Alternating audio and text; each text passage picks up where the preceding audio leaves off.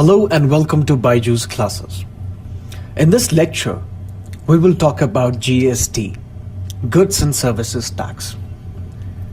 Over the past many years, we are hearing that GST would be introduced in this country.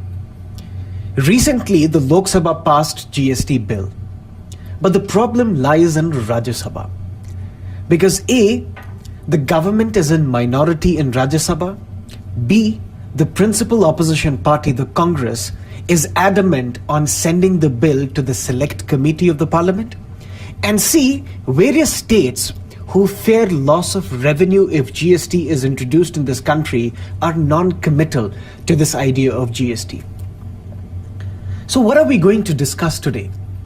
We will not talk about the GST bill which is pending in the parliament per se, but we will talk about the idea, the concept of goods and services tax. How is it different from the other taxes?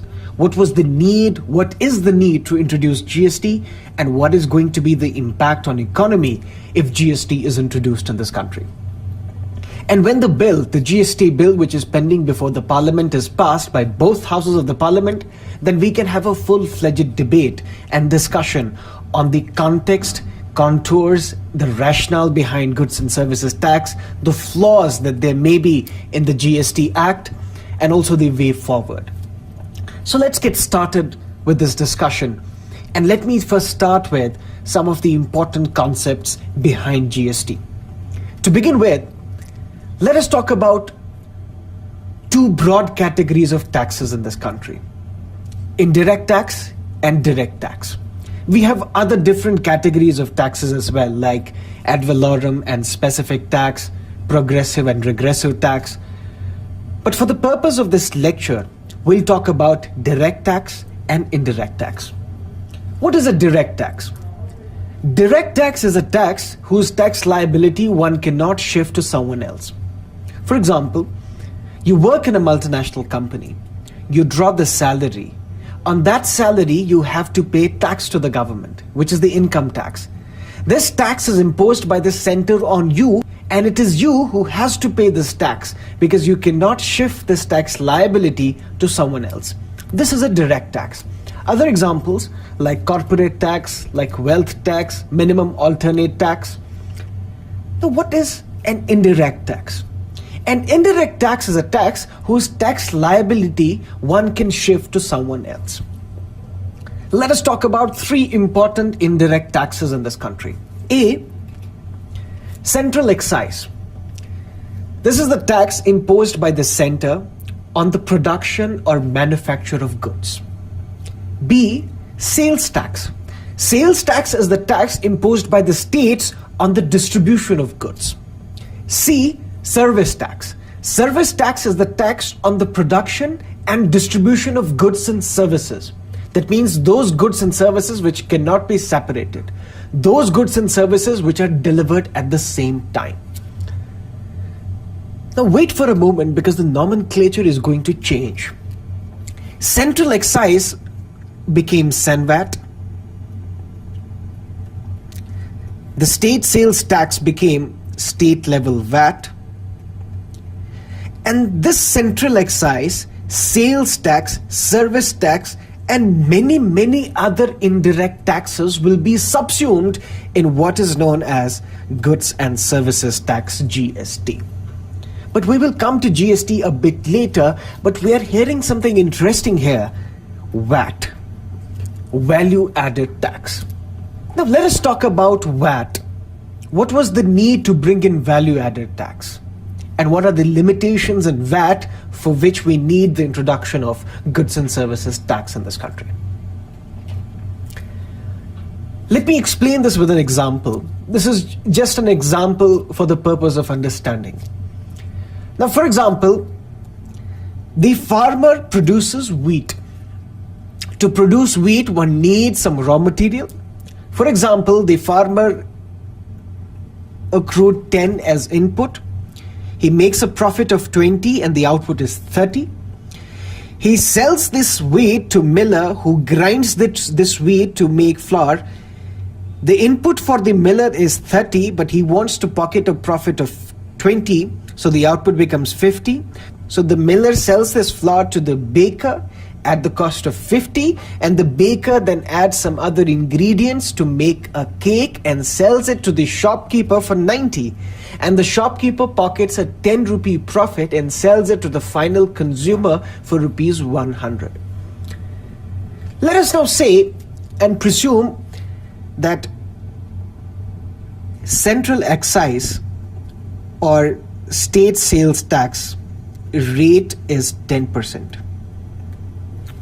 And this 10% tax is imposed on the output.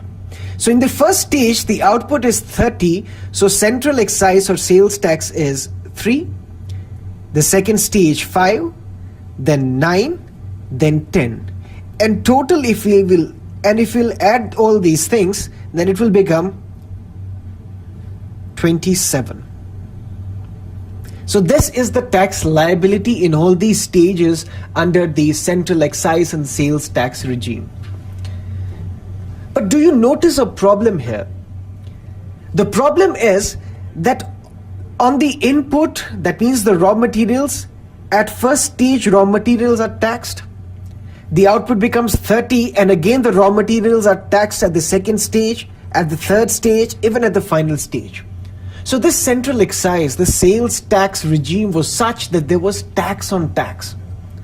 And ultimately the cost of the product increased. So the government realized, first the central government realized, let us eliminate central excise and replace it with VAT. And then the central government asked the states, please replace your sales tax and replace it with VAT. So what is VAT? In VAT, tax is not on the final output, but tax is on the value addition. That means whatever value addition you make to a product, on that value addition you have to pay tax to the government. Now, for example, let us, for the argument's sake, assume that the VAT rate is 10%.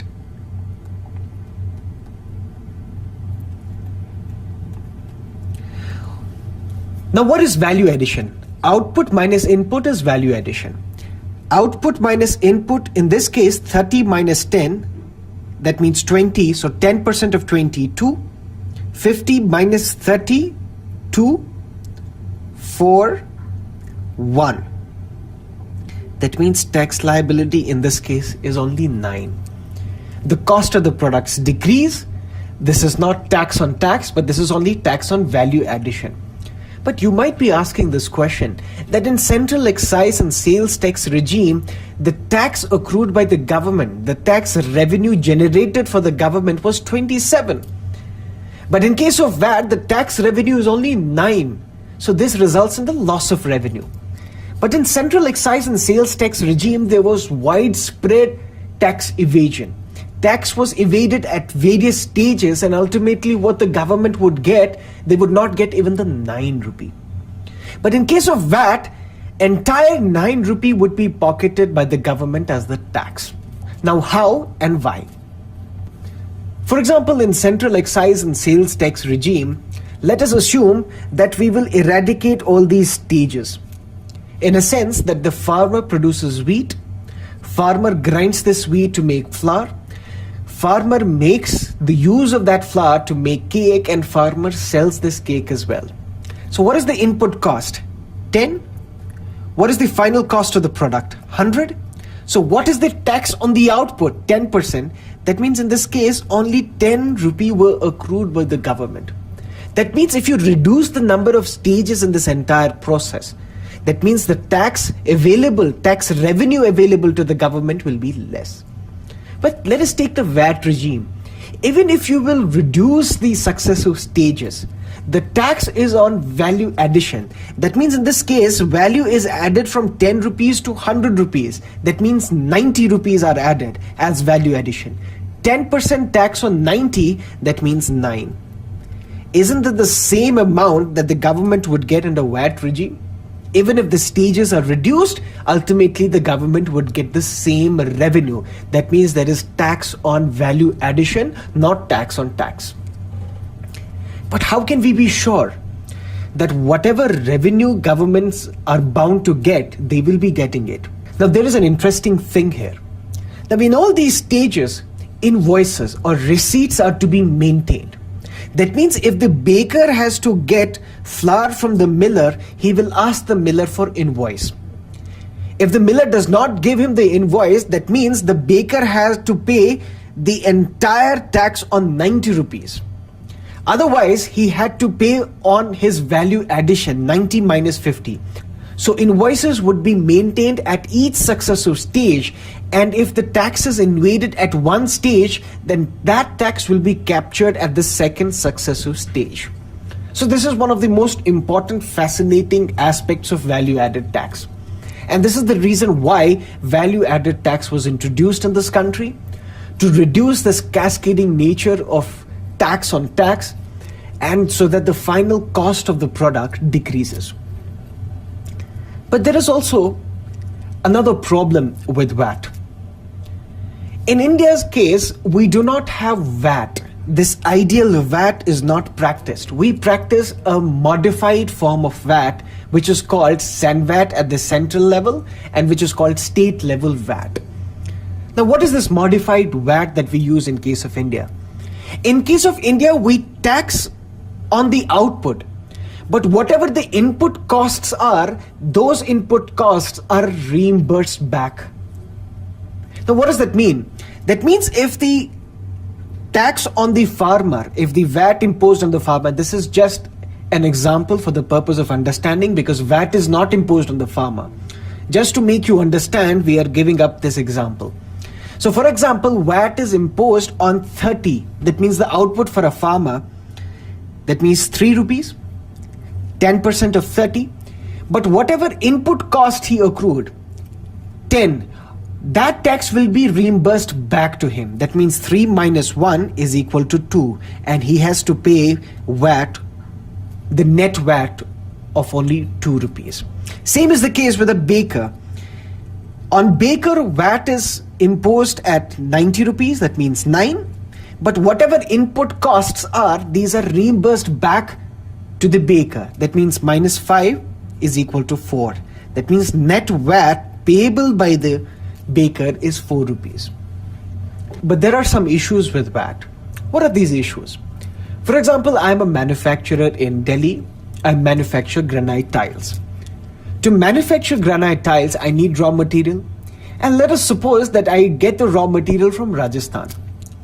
But whatever my input cost, that I have to be reimbursed by the government.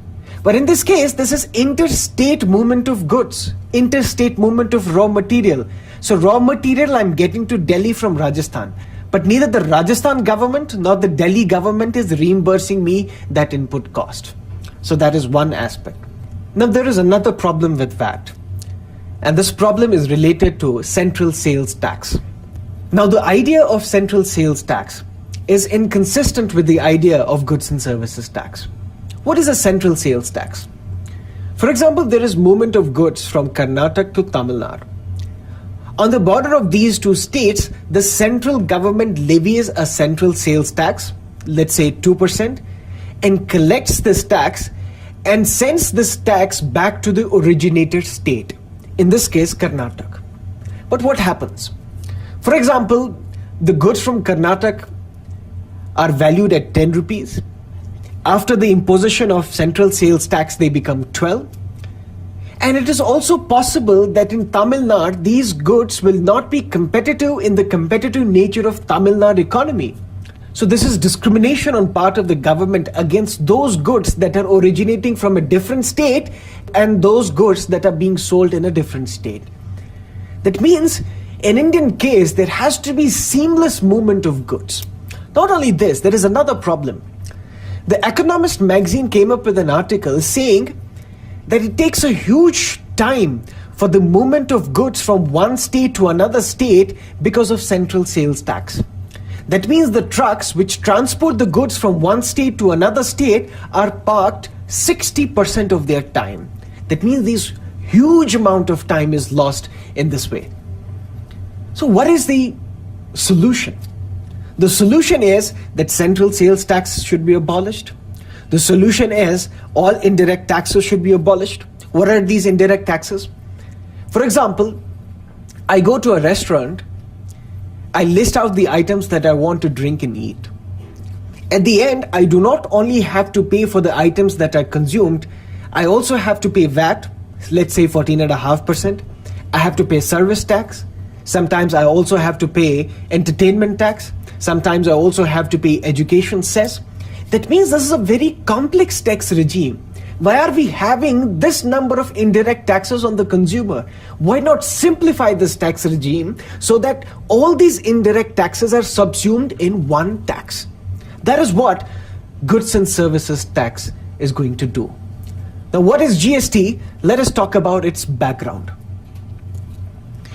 The year was 2004. The government appointed a panel. The government appointed a task force headed by Dr. Vijay Kelkar. This task force came to be known as Kelkar Task Force. Now, the mandate of the Kelkar Task Force was to recommend how we can efficiently implement FRBM Act 2004. That means Fiscal Responsibility and Budget Management Act 2004. The Kelkar Task Force, on the other hand, recommended the introduction of goods and services tax. So what is goods and services tax?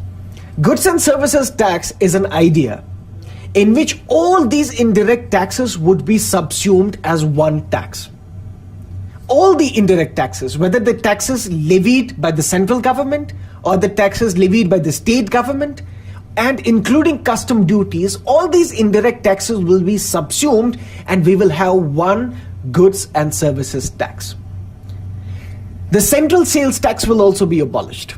So that means all these indirect taxes that had cascading effect on the consumer, cascading effect on the economy would be eliminated because of goods and services tax.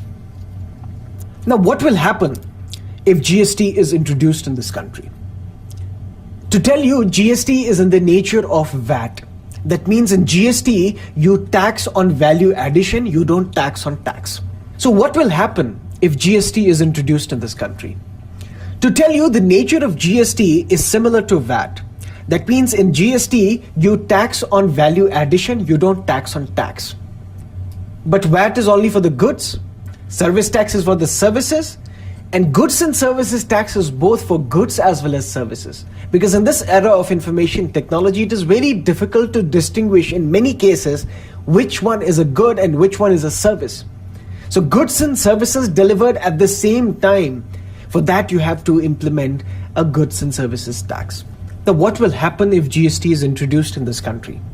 Now, we have seen in the previous example how during the regime of central excise and sales tax, although prima facie it seemed that the government would get more revenue from taxes, but in effect, they were getting much less tax as revenues. So that is why VAT was introduced, and in VAT, although the tax is reduced, but the government got more tax revenue. So that means the first thing that will happen if GST is introduced in this country, number one, the cost will reduce.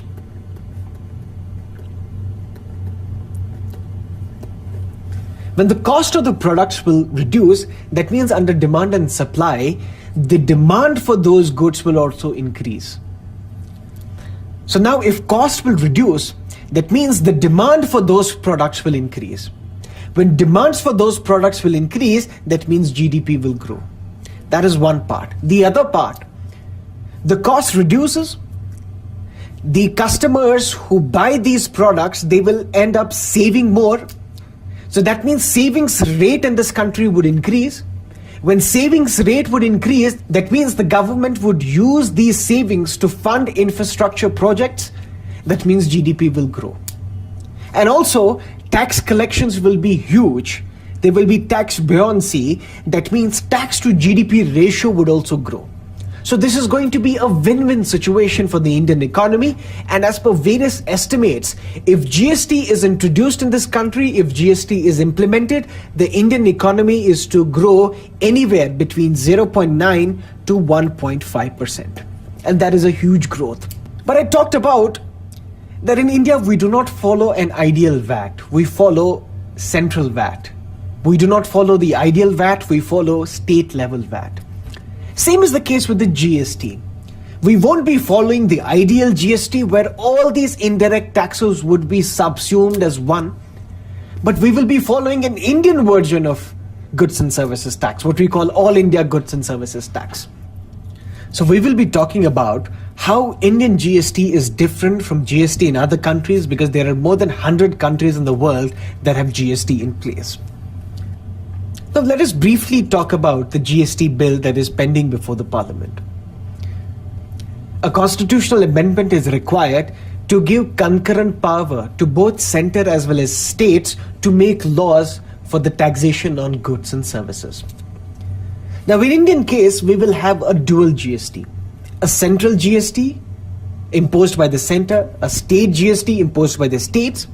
That means CEN-VAT would come under central GST, state level VAT would come under state GST, and then we will also have integrated GST.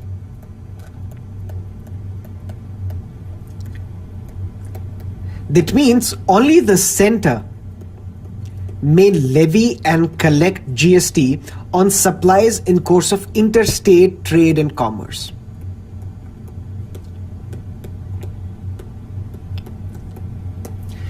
This tax would be divided between the centre and the states in a manner provided by the Parliament based on the recommendations of the GST Council. So now we have a GST Council as well. So what is the bill saying?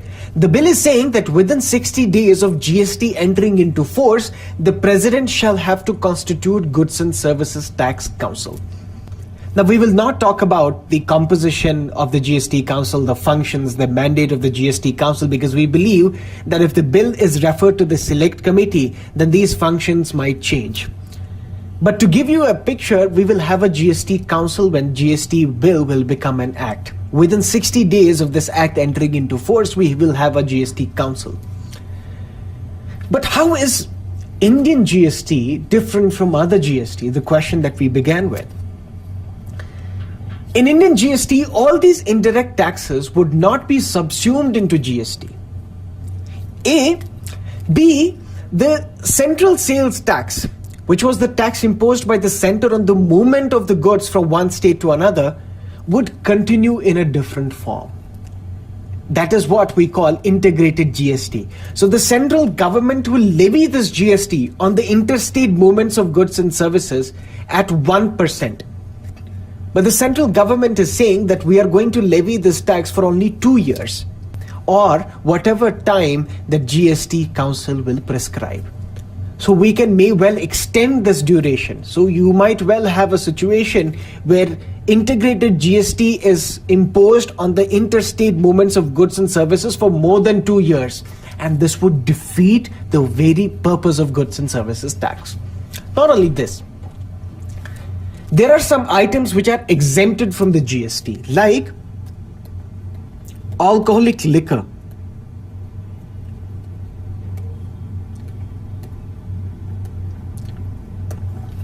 Alcoholic liquor for human consumption is exempted from GST. Also, there are other items like aviation turbine fuel. Also, there are other items like aviation turbine fuel. You have diesel, high-speed diesel. You have petrol. On all these 3 items, the GST Council would decide when these 3 items would be covered under GST. But again, if these items are excluded from the GST, it would again defeat the very purpose of the GST, because 40% revenue state government get from these items.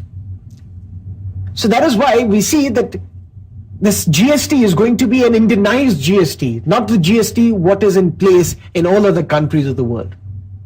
So these are some of the issues regarding GST. So what is it that we talked about in this lecture? We talked about direct tax and indirect tax. We discussed various indirect taxes. Then we talked about what was the need to replace central excise and state sales tax with CEN-VAT and state level VAT respectively. Then we talked about some of the flaws in VAT and for which we need the introduction of goods and services tax. Then we talked about what is going to be the importance and significance if goods and services tax would be imposed in this country. And at the end, we also talked about some of the major concerns if some of the important items are excluded from the GST. So from an examination point of view, as civil service aspirants, what is all that you need to know about GST we have discussed? If the GST bill becomes an act, then you might be asked questions about the composition of the GST, which are the items that are excluded from the GST, and when is it that the president can convene Goods and Services Tax Council. All this and much more can be asked in the prelims examinations. But if this bill does not become an act, then in mains examinations you might be asked what are the principal reasons why goods and services tax has not been passed by the parliament for more than a decade now. So you'll have to align your preparation along these lines. Thank you so much.